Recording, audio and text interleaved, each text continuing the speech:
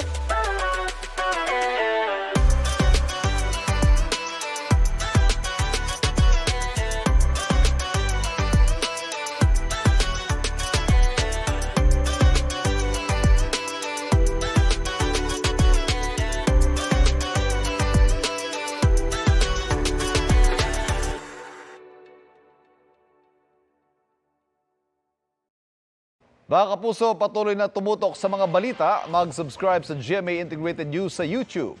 Sa mga kapuso abroad, samahan niyo kami sa GMA Pinoy TV at www.gmanews.tv.